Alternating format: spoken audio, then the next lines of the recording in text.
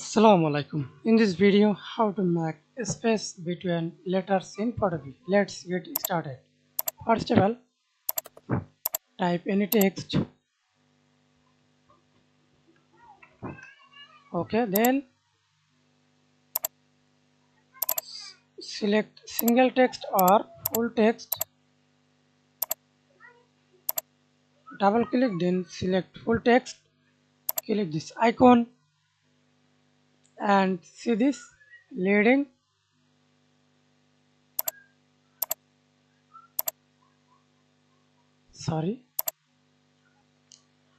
Tracking and tracking the text up.